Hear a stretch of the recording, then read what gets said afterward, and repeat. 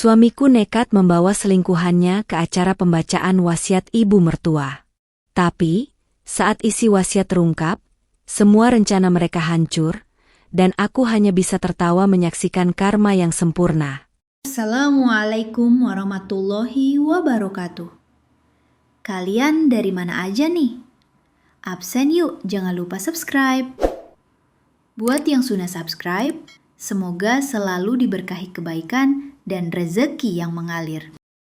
Suasana duka menyelimuti rumah megah bergaya kolonial yang sudah lama menjadi tempat tinggal kami.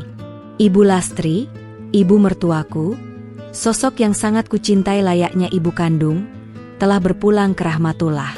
Selama 5 tahun pernikahan, beliau adalah satu-satunya benteng pertahanan dan cahaya dalam rumah tanggaku. Beliau adalah wanita yang bijaksana, lembut, dan selalu memperlakukanku, Siti, menantunya, dengan penuh kasih sayang. Kepergiannya meninggalkan luka yang dalam, bukan hanya di hatiku, tetapi juga di hati seluruh keluarga besar. Sejak hari pertama pemakaman, rumah ini tak pernah sepi. Sanak saudara, tetangga, dan rekan kerja silih berganti datang untuk mengucapkan bela sungkawa. Di antara keramaian itu, hatiku justru terasa sepi.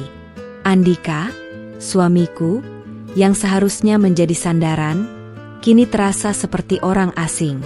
Sejak Ibu Lastri sakit, sikapnya berubah drastis. Ia yang dulu hangat dan perhatian, kini menjadi dingin dan seringkali pulang larut malam dengan alasan pekerjaan. Setiap kali aku bertanya, ia selalu menjawab singkat atau bahkan menghindar. Aku mencoba meyakinkan diri bahwa mungkin ia hanya terlalu lelah dan tertekan karena kondisi ibunya. Aku, dengan hijab yang selalu menutupi kepalaku, mencoba menjadi istri yang pengertian.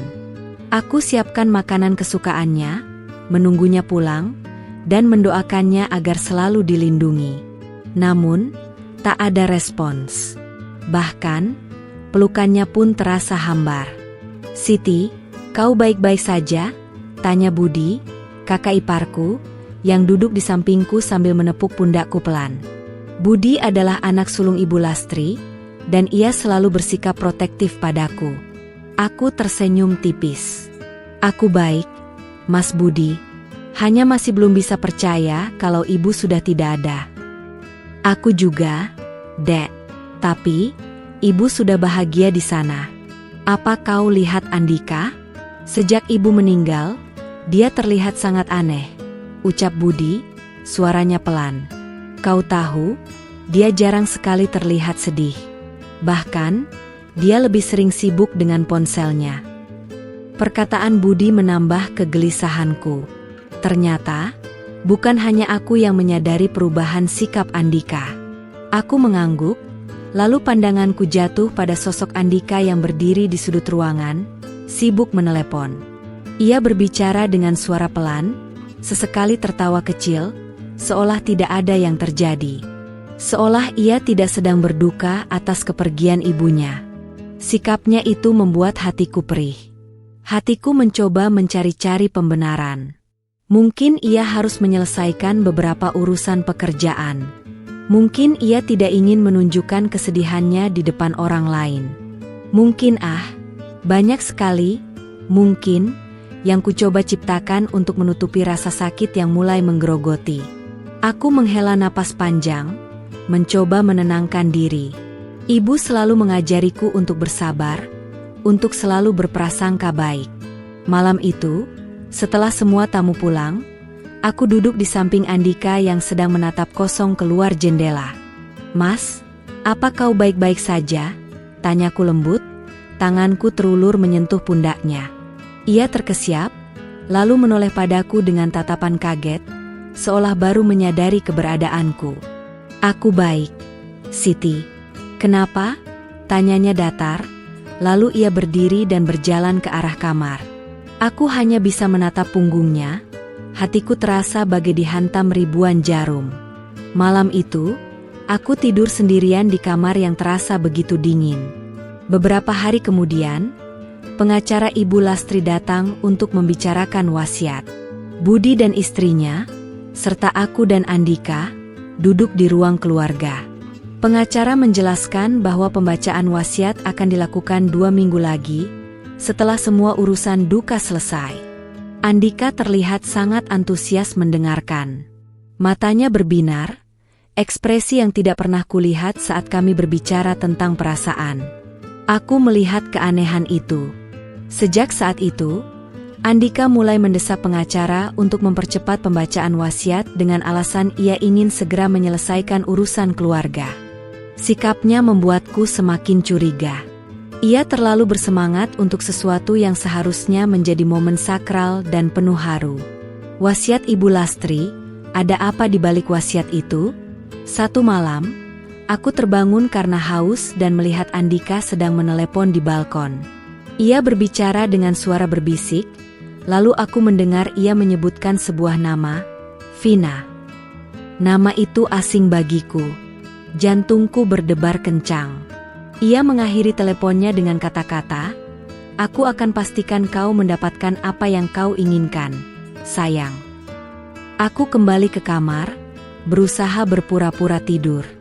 Tapi mataku tak bisa terpejam. Vina? Siapa dia? Mungkinkah itu alasan dibalik sikap dinginnya?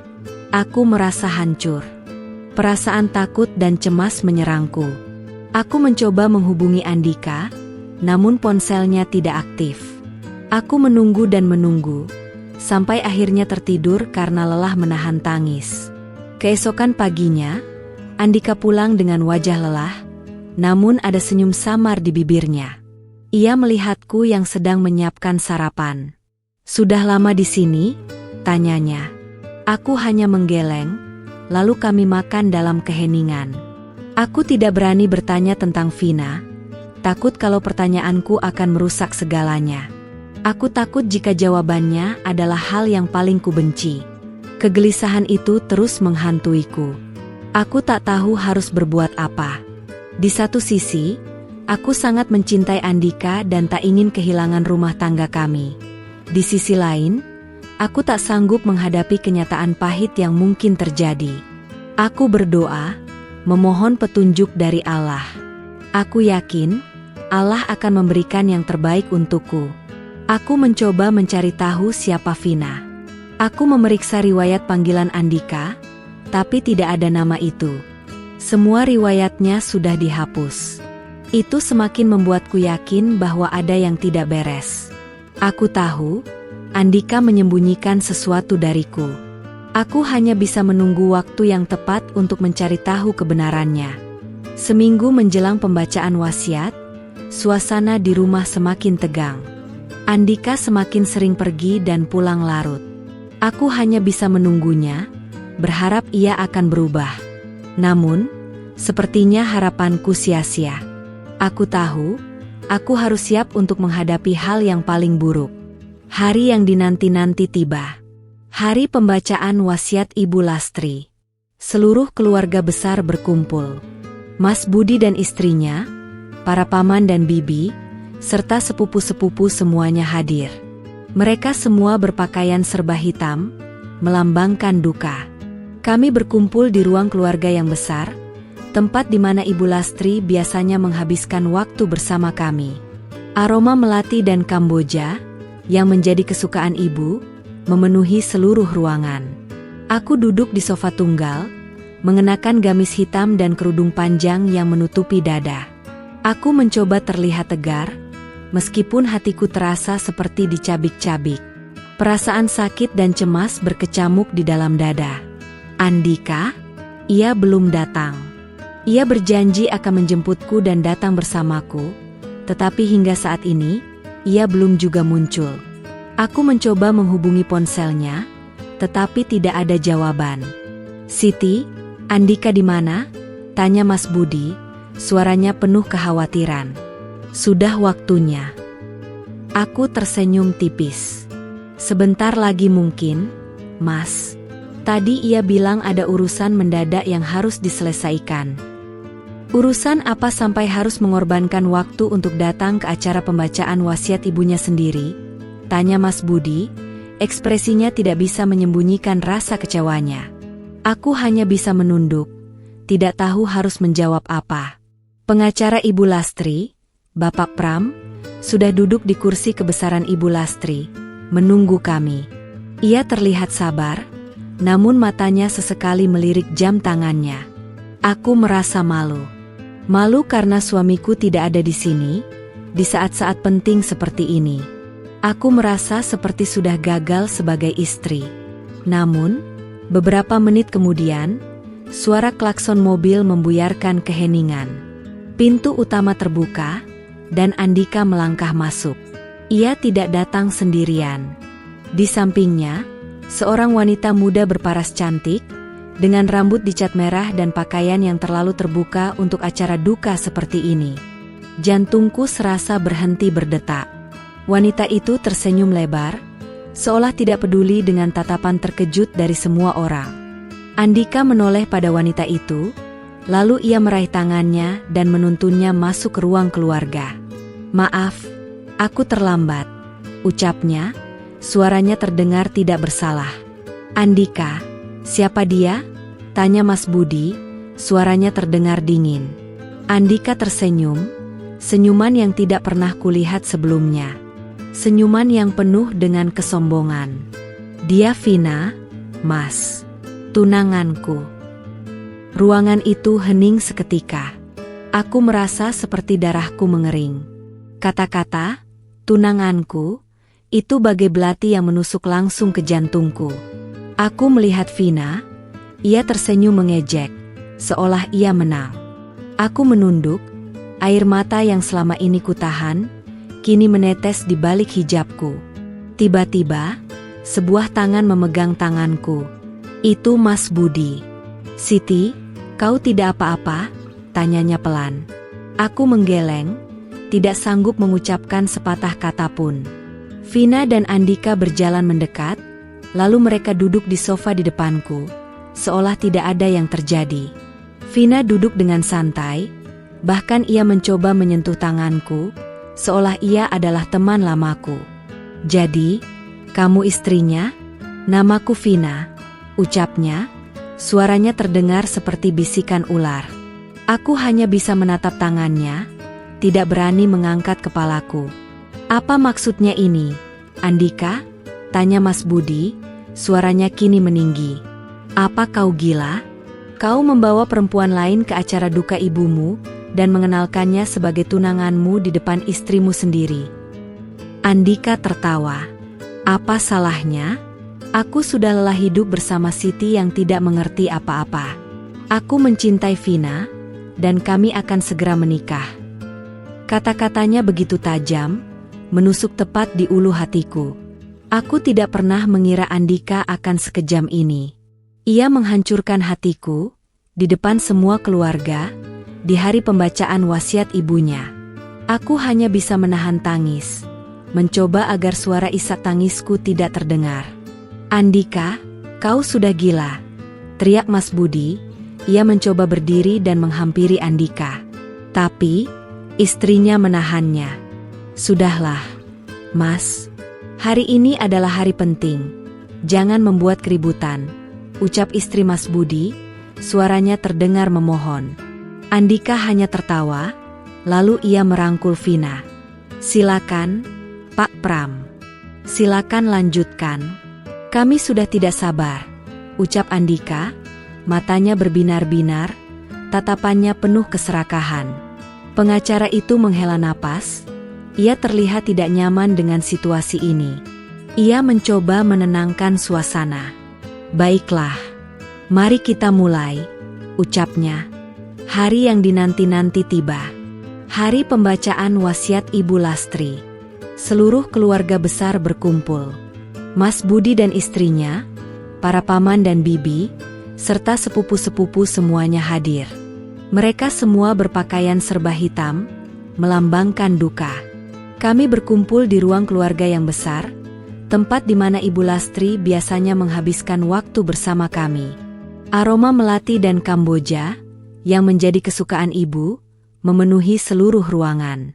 Aku duduk di sofa tunggal, mengenakan gamis hitam dan kerudung panjang yang menutupi dada. Aku mencoba terlihat tegar, meskipun hatiku terasa seperti dicabik-cabik. Perasaan sakit dan cemas berkecamuk di dalam dada. Andika? Ia belum datang. Ia berjanji akan menjemputku dan datang bersamaku, tetapi hingga saat ini, ia belum juga muncul. Aku mencoba menghubungi ponselnya, tetapi tidak ada jawaban. "Siti, Andika di mana?" tanya Mas Budi, suaranya penuh kekhawatiran. "Sudah waktunya." Aku tersenyum tipis. "Sebentar lagi mungkin, Mas. Tadi ia bilang ada urusan mendadak yang harus diselesaikan."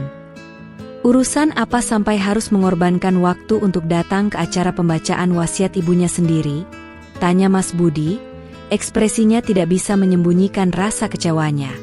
Aku hanya bisa menunduk, tidak tahu harus menjawab apa. Pengacara Ibu Lastri, Bapak Pram, sudah duduk di kursi kebesaran Ibu Lastri, menunggu kami. Ia terlihat sabar, namun matanya sesekali melirik jam tangannya. Aku merasa malu. Malu karena suamiku tidak ada di sini, di saat-saat penting seperti ini. Aku merasa seperti sudah gagal sebagai istri. Namun, beberapa menit kemudian, suara klakson mobil membuyarkan keheningan.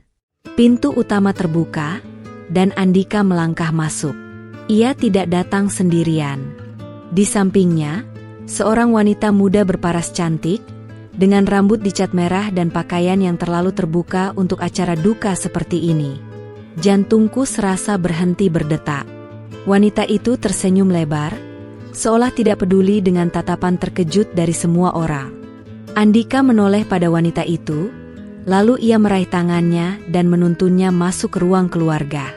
"Maaf, aku terlambat," ucapnya, suaranya terdengar tidak bersalah. "Andika, siapa dia?"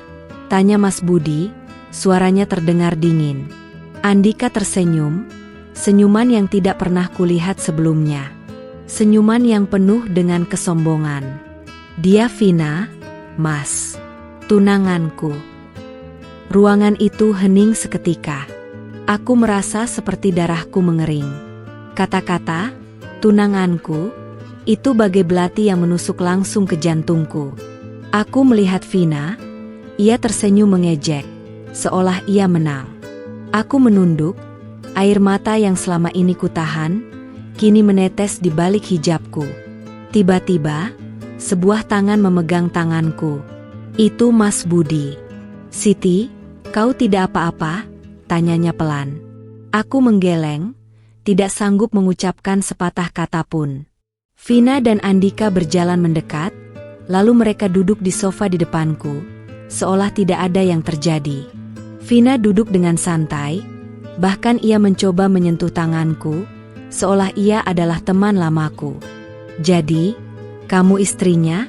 "Namaku Vina," ucapnya, suaranya terdengar seperti bisikan ular. Aku hanya bisa menatap tangannya, tidak berani mengangkat kepalaku. "Apa maksudnya ini, Andika?" tanya Mas Budi, suaranya kini meninggi. "Apa kau gila? Kau membawa perempuan lain ke acara duka ibumu dan mengenalkannya sebagai tunanganmu di depan istrimu sendiri." Andika tertawa. "Apa salahnya? Aku sudah lelah hidup bersama Siti yang tidak mengerti apa-apa. Aku mencintai Vina, dan kami akan segera menikah." Kata-katanya begitu tajam, menusuk tepat di ulu hatiku. Aku tidak pernah mengira Andika akan sekejam ini. Ia menghancurkan hatiku, di depan semua keluarga, di hari pembacaan wasiat ibunya. Aku hanya bisa menahan tangis, mencoba agar suara isak tangisku tidak terdengar. "Andika, kau sudah gila," teriak Mas Budi. Ia mencoba berdiri dan menghampiri Andika. Tapi, istrinya menahannya. "Sudahlah, Mas. Hari ini adalah hari penting. Jangan membuat keributan," ucap istri Mas Budi, suaranya terdengar memohon. Andika hanya tertawa, lalu ia merangkul Vina. "Silakan, Pak Pram. Silakan lanjutkan. Kami sudah tidak sabar," ucap Andika, matanya berbinar-binar, tatapannya penuh keserakahan. Pengacara itu menghela napas, Ia terlihat tidak nyaman dengan situasi ini. Ia mencoba menenangkan suasana. "Baiklah, mari kita mulai," ucapnya. Andika berdiri dengan wajah merah padam, matanya memancarkan amarah yang tidak terkendali. Ia menunjuk ke arahku. "Ini pasti perbuatan Siti. Dia pasti sudah memanipulasi ibu. Tidak mungkin ibu menulis surat seperti ini," teriaknya. Aku hanya bisa menatapnya, merasa tidak percaya dengan apa yang kulihat. Ini adalah Andika yang lain. Andika yang tidak pernah ku kenal. Mas Budi berdiri, menahan amarahnya. "Jaga bicaramu, Andika. Siti tidak mungkin melakukan itu. Ibu adalah orang yang paling adil," teriak Mas Budi. "Puas, Siti? Kau sudah berhasil menghasut ibuku untuk memfitnahku.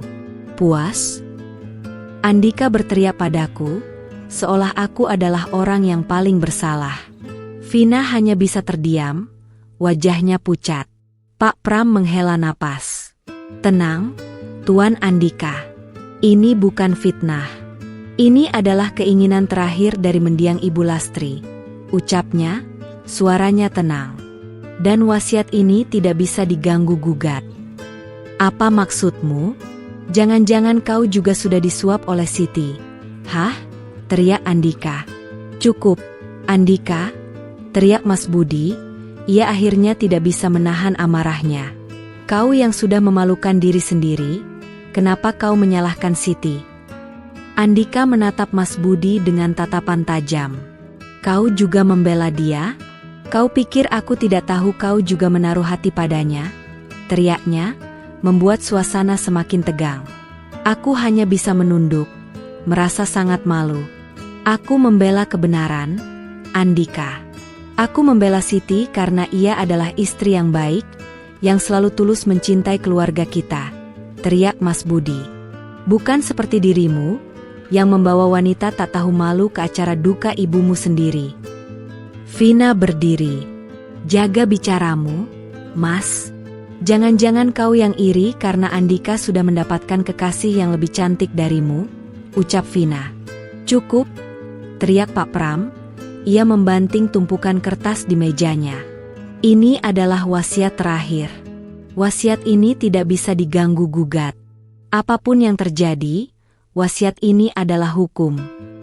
Suasana kembali hening. Andika dan Vina duduk kembali. Mereka saling menatap dengan wajah pucat. Mereka terlihat bingung. Seolah mereka tidak tahu apa yang harus mereka lakukan. Pak Pram menatapku. "Siti, dengarkan baik-baik. Ini adalah bagian terpenting dari wasiat ini," ucapnya. 2 minggu yang lalu, sebelum Ibu Lastri meninggal, beliau meminta saya untuk mengubah wasiatnya. Beliau meminta saya untuk mengalihkan seluruh harta milik Andika kepada Anda, Siti, menantunya. Jantungku serasa berhenti berdetak. Aku menatap Pak Pram, lalu ke arah Andika dan Vina. Wajah mereka seketika memucat, mata mereka membulat sempurna. Andika membuka mulutnya, tapi tidak ada kata yang keluar. Vina hanya bisa menatapku dengan tatapan tidak percaya. "Termasuk saham perusahaan sebesar 40%, rumah di pusat kota, dan tabungan yang harusnya menjadi milik Andika," lanjut Pak Pram. "Semuanya akan menjadi milik Anda, Siti." Suasana di ruangan itu hening. Tidak ada suara. Semua orang terkejut. Andika dan Vina duduk terdiam, seolah mereka baru saja melihat hantu. "Tidak, ini tidak mungkin. Ini bohong," teriak Andika. Ia berdiri dan menunjuk ke arahku. "Pasti kau yang sudah membuat ini semua." "Aku tidak tahu apa-apa, Mas Andika," ucapku, suaraku bergetar. "Aku juga tidak percaya dengan apa yang kudengar. Hanya karena kau berhijab dan berpura-pura menjadi wanita solehah, kau pikir kau bisa menipu semua orang," teriak Andika. "Kau sudah memanipulasi ibuku." "Apa buktinya?" tanyaku. "Kau menghasutnya," teriak Andika. "Aku tidak pernah menghasut ibu. Aku tidak pernah tahu tentang wasiat ini," ucapku. Kalau begitu, bagaimana ibu bisa tahu tentang Vina? Tanya Andika. Mungkin ibu melihatmu bersamanya? Atau mendengar percakapanmu? Aku tidak tahu, Mas Andika. Yang aku tahu, ibu sangat menyayangiku. Mungkin ia tidak ingin melihatku disakiti, ucapku. Andika terdiam. Ia menatapku, lalu ke arah Vina. Vina hanya bisa menunduk. Air mata mengalir di pipinya. Andika menatapku dengan amarah yang memuncak. Kau yang menghancurkan semuanya, teriaknya. Vina, di sampingnya, ikut menimpali. Kau sudah merencanakan ini sejak awal. Kau berpura-pura menjadi wanita lugu agar bisa menguasai semua harta Andika. Aku menatap mereka berdua, hatiku terasa ringan. Seolah semua beban yang selama ini kupikul, kini telah terangkat. Aku merasa seperti sudah menang. Menang dari rasa sakit, dari pengkhianatan, dan dari fitnah. Kenapa kalian menuduhku? Kenapa kalian tidak berpikir bahwa Ibu Lastri melakukan ini karena ia tahu kalian tidak pantas mendapatkan hartanya? Tanyaku, suaraku tenang. Tidak, itu tidak benar. Ibu Lastri sangat menyayangiku, teriak Andika. Kalau begitu, kenapa ia memberikan semua hartanya padaku? Tanyaku. Andika terdiam. Ia tidak bisa menjawab. Ia hanya bisa menatapku dengan tatapan benci. Vina berdiri, tangannya terulur ke arahku. Berikan wasiat itu padaku. Itu milik Andika, teriaknya. Vina, duduk, teriak Andika. Vina terkejut, lalu ia kembali duduk. Ia menatapku dengan tatapan penuh kebencian. Jadi, apa kau akan memberikan semua itu padaku, Siti?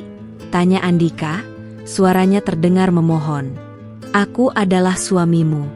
Kita bisa membagi semua itu bersama. Aku menatapnya. Mataku menatap lurus ke dalam matanya. Andika yang dulu begitu kucintai, kini terlihat begitu asing. Ia bukanlah Andika yang dulu ku kenal. Ia hanyalah seorang pria yang serakah, yang hanya peduli dengan harta. Tidak, Mas Andika. Semua ini adalah milikku, ucapku, suaraku datar. Andika terkejut. Siti, kau tidak bisa melakukan ini padaku, teriaknya. Kenapa tidak? Kau sudah melakukan hal yang lebih buruk padaku, ucapku. Andika menatapku. Ia terdiam. Ia tidak bisa menyangkal. Aku mengambil tumpukan kertas dari Pak Pram. Semua ini adalah milikku. Semua ini adalah balasan dari Allah. Atas semua kesabaranku, atas semua air mataku, atas semua doa-doaku, ucapku. Andika menangis. Ia berlutut di depanku. Siti, maafkan aku. Aku salah. Aku akan mencampakkan Vina. Aku akan kembali padamu. Aku akan menjadi suami yang baik. Kita bisa memulai semuanya dari awal. Teriaknya, suaranya bergetar. Aku menatapnya, lalu aku tertawa. Aku tertawa, bukan karena bahagia di atas penderitaannya. Aku tertawa karena semua ini terasa seperti lelucon. Seperti sebuah drama yang begitu sempurna. Siti, kenapa kau tertawa? Tanya Mas Budi. Aku tertawa, Mas. Aku tertawa karena semua ini terasa begitu lucu. Aku tertawa karena aku tidak pernah mengira bahwa Allah akan memberikan balasan secepat ini. Aku tertawa karena aku merasa bebas. Bebas dari rasa sakit, dari pengkhianatan, dan dari semua kebohongan yang kau ciptakan. Mas Andika, ucapku. Andika dan Vina terdiam. Mereka menatapku dengan tatapan tidak percaya. Mereka tidak tahu harus berbuat apa. Aku tidak bisa kembali padamu, Mas. Hatiku sudah hancur. Kepercayaan yang selama ini kubangun, kini sudah hancur lebur. Ucapku. Siti, jangan lakukan ini padaku. Aku tidak bisa hidup tanpamu, teriak Andika. Kau bisa. Kau bisa hidup tanpaku, Mas. Tapi, kau tidak bisa hidup tanpa hartaku, ucapku. Andika terdiam. Ia menunduk, tangannya mengepal erat. Aku tahu, ia tidak mencintaiku. Ia hanya mencintai hartaku. Aku berdiri. Aku akan menceraikanmu, Mas Andika, ucapku, suaraku tegas. Andika terkejut. Tidak, kau tidak bisa melakukan itu. Aku adalah suamimu, teriaknya. Kau bukanlah suamiku lagi. Kau sudah mencampakkanku, bahkan sebelum ibu meninggal, ucapku. Aku akan memohon pada Pak Pram.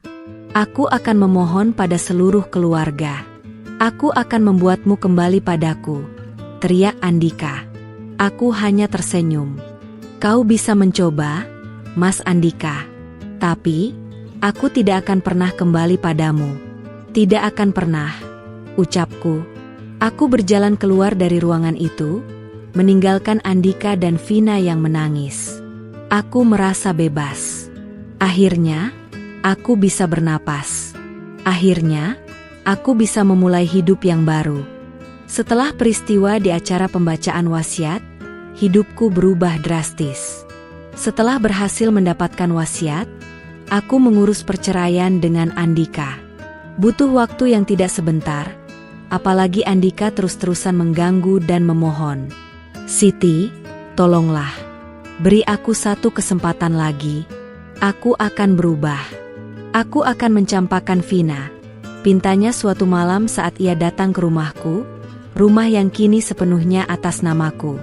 Sudah terlambat, Mas Andika. Kau sudah menghancurkan hatiku. Aku tidak bisa mempercayaimu lagi. Jawabku, suaraku tenang. Tapi, Siti, kita sudah hidup bersama selama 5 tahun. Kau tidak bisa mencampakkanku begitu saja, teriaknya. Kau yang mencampakkanku lebih dulu. Kau yang membawa wanita lain ke acara duka ibumu, ucapku, suaraku bergetar. Andika terdiam. Ia tidak bisa menjawab. Pulanglah, Mas Andika. Jangan ganggu aku lagi, ucapku, lalu aku menutup pintu. Aku tidak tahu apa yang akan terjadi selanjutnya. Tapi yang pasti, aku merasa bebas.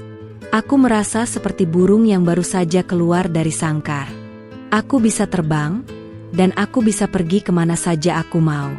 Sisa hari-hari setelah itu, aku habiskan untuk mengurus semua dokumen yang diperlukan. Dari surat wasiat, sertifikat tanah, hingga surat-surat rumah dan perusahaan. Semua atas namaku sekarang. Terkadang, aku masih tidak percaya. Aku masih merasa ini semua seperti mimpi. Suatu hari, Mas Budi datang ke rumahku. Siti, kau tidak apa-apa? Tanyanya, ekspresinya penuh kekhawatiran. Aku baik, Mas. Terima kasih sudah mengkhawatirkanku.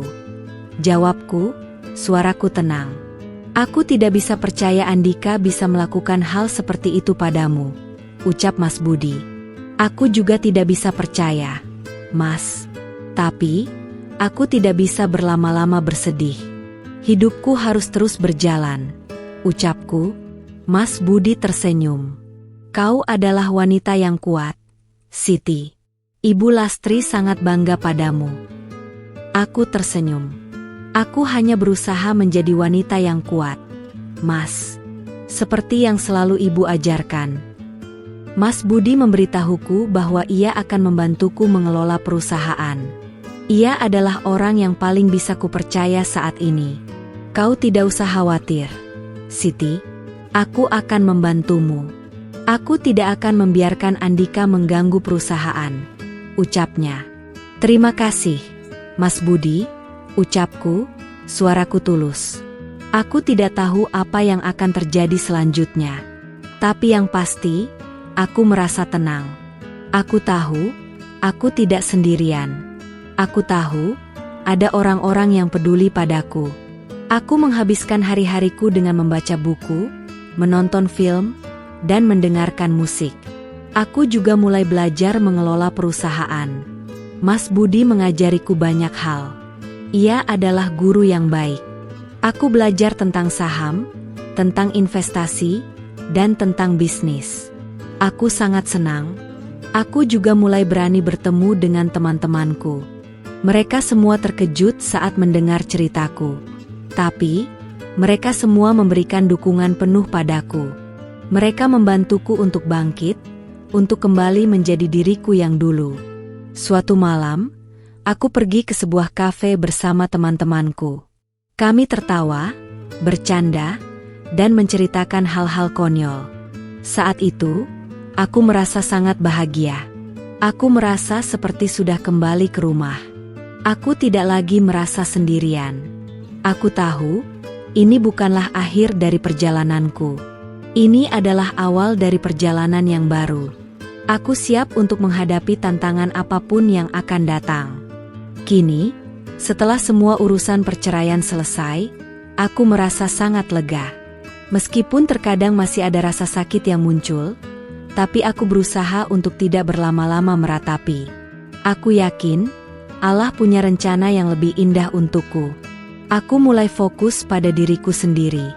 Aku mengambil kelas memasak, kelas menjahit, dan kelas bisnis. Aku ingin menjadi wanita yang mandiri dan kuat, seperti yang selalu Ibu Lastri inginkan. Suatu hari, Mas Budi mengajakku untuk melihat-lihat kantor. Aku terkejut melihat betapa besar dan megah kantor itu. Perusahaan yang didirikan oleh Ibu Lastri ini adalah perusahaan yang bergerak di bidang properti dan investasi. Aku tidak pernah tahu bahwa perusahaan ini sebesar ini. Siti, ini adalah perusahaan yang didirikan oleh Ibu Lastri. Beliau sangat bangga dengan perusahaan ini, ucap Mas Budi. Dan sekarang, perusahaan ini adalah milikmu. Aku merasa terharu. Aku tidak bisa berkata-kata. Aku hanya bisa menatap Mas Budi, mataku berkaca-kaca. Siti, kau tidak usah khawatir. Aku akan membantumu. Aku akan memastikan perusahaan ini tetap berjalan dengan baik, ucapnya. Aku tersenyum. Terima kasih, Mas Budi. Aku tidak tahu bagaimana harus membalas kebaikanmu, ucapku. Sudah kewajibanku, Siti. Aku akan selalu ada untukmu, ucapnya. Lalu ia menepuk pundakku. Aku mulai bekerja di perusahaan itu. Aku bekerja sebagai asisten Mas Budi. Aku belajar banyak hal. Aku belajar tentang bagaimana mengelola perusahaan, tentang bagaimana mengambil keputusan, dan tentang bagaimana berinteraksi dengan karyawan. Meskipun Andika terus-terusan menggangguku, aku tidak peduli. Aku hanya fokus pada pekerjaanku. Aku ingin membuktikan pada diriku sendiri bahwa aku bisa hidup tanpanya. Suatu sore, aku sedang mengerjakan laporan di kantor, saat Andika tiba-tiba datang. Ia terlihat sangat berantakan, wajahnya pucat dan matanya merah. Siti, tolonglah. Aku butuh uang, teriaknya, suaranya parau. Untuk apa, Mas Andika? Tanyaku, suaraku tenang.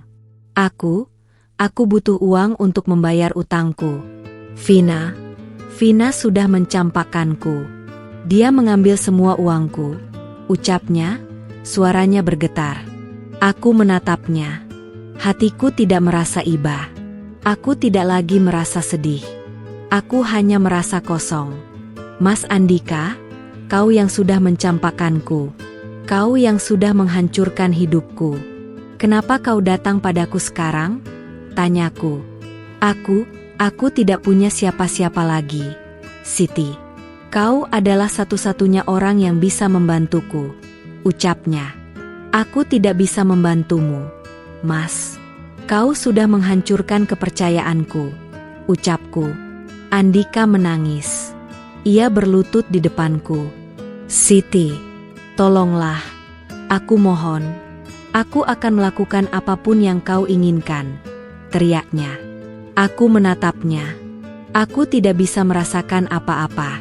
Aku hanya merasa seperti sedang melihat seorang aktor yang sedang berakting. Maaf, Mas Andika. Aku tidak bisa membantumu.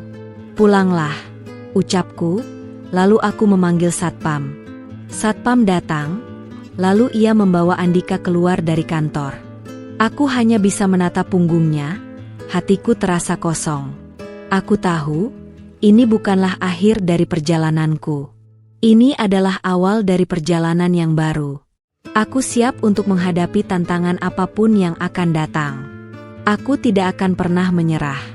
Aku akan terus maju. Hari-hari berlalu.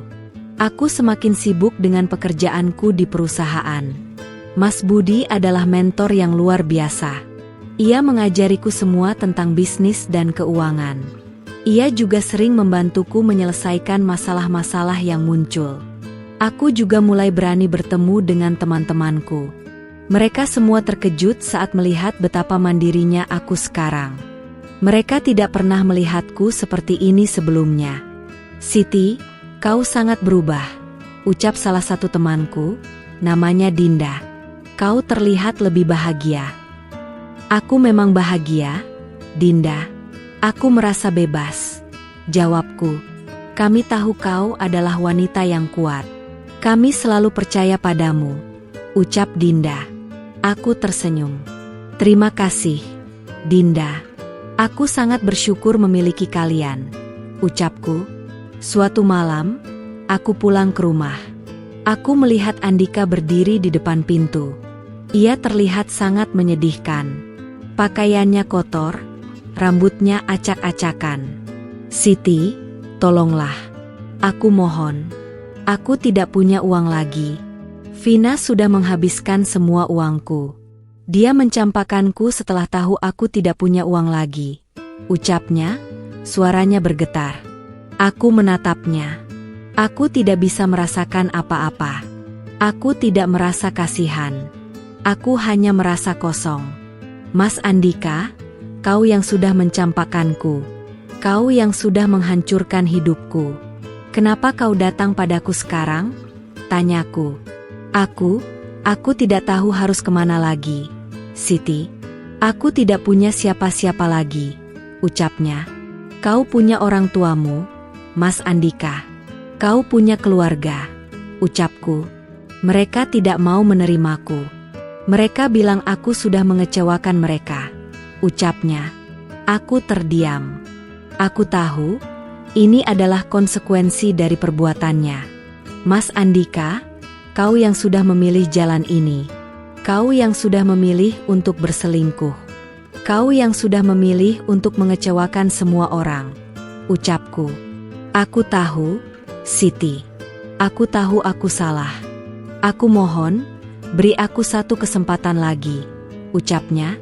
"Aku tidak bisa, Mas Andika. Aku tidak bisa mempercayaimu lagi," ucapku. Andika menangis. Ia berlutut di depanku. "Siti, aku mohon. Aku akan melakukan apapun yang kau inginkan. Aku akan menjadi budakmu. Aku akan melakukan apapun agar kau kembali padaku," teriaknya. Aku menatapnya. Aku hanya bisa menghela napas panjang. "Mas Andika, kau tidak bisa membeli cinta. Kau tidak bisa membeli kepercayaan. Kau sudah menghancurkan semuanya," ucapku. Andika hanya bisa menangis. Ia tidak bisa berkata apa-apa. "Pulanglah, Mas Andika. Jangan ganggu aku lagi," ucapku, lalu aku masuk ke dalam rumah. Aku tidak tahu apa yang akan terjadi padanya. Tapi yang pasti, aku tidak peduli lagi. Aku sudah melepaskan semua rasa sakit. Aku sudah melepaskan semua dendam. Aku hanya ingin hidup bahagia. Aku ingin fokus pada diriku sendiri. Aku ingin menjadi wanita yang mandiri dan kuat. Hidupku semakin membaik. Perusahaan berkembang pesat, aku menjadi wanita karir yang sukses. Di samping itu, aku tetap menjadi Siti yang rendah hati, dengan hijab yang selalu menutupi kepalaku. Aku tidak pernah lupa untuk bersyukur. Mas Budi menjadi sahabat terbaikku.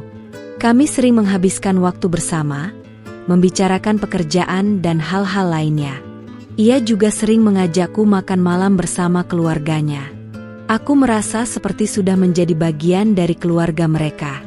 Suatu malam, kami sedang makan malam di sebuah restoran. Tiba-tiba, Mas Budi meraih tanganku. "Siti, ada yang ingin aku bicarakan denganmu," ucapnya, suaranya serius.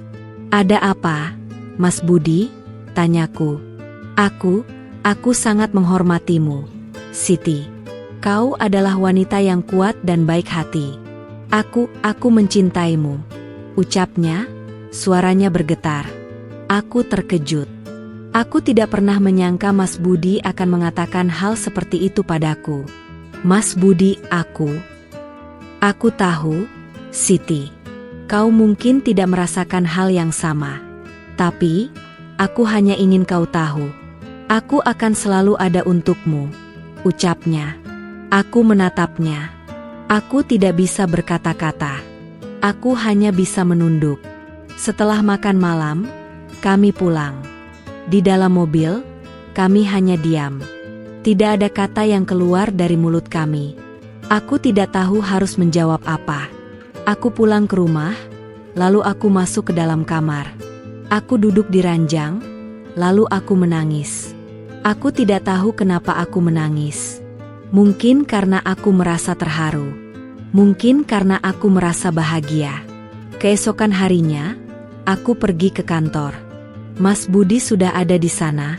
Kami bekerja seperti biasa, seolah tidak ada yang terjadi. Tapi, aku bisa merasakan ada yang berbeda di antara kami. Saat makan siang, kami makan di restoran yang sama. Tiba-tiba, Mas Budi meraih tanganku lagi. "Siti, aku tahu kau mungkin tidak siap. Tapi, aku ingin kau tahu, aku akan menunggu. Aku akan menunggu sampai kau siap," ucapnya. Aku tersenyum. "Terima kasih, Mas Budi. Aku tidak tahu bagaimana harus membalas kebaikanmu," ucapku. "Kau tidak perlu membalas kebaikan apapun, Siti. Aku hanya ingin kau bahagia," ucapnya. Aku merasa sangat bahagia. Aku merasa seperti sudah menemukan kebahagiaan yang selama ini kucari. Beberapa bulan kemudian, aku menikah dengan Mas Budi. Kami menikah secara sederhana. Hanya dihadiri oleh keluarga dekat dan teman-teman. Di hari pernikahan kami, aku melihat Andika berdiri di sudut ruangan. Ia menatapku dengan tatapan kosong. Aku tidak merasakan apa-apa. Aku hanya merasa kasihan padanya. Aku tahu, ini adalah awal dari kehidupan yang baru. Kehidupan yang penuh dengan cinta, kebahagiaan, dan kedamaian.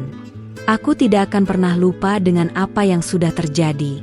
Tapi, aku tidak akan membiarkan masa lalu menghancurkan masa depanku.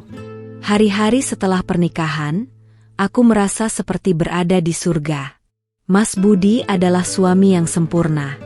Ia mencintaiku dengan tulus, menghormatiku, dan selalu ada untukku.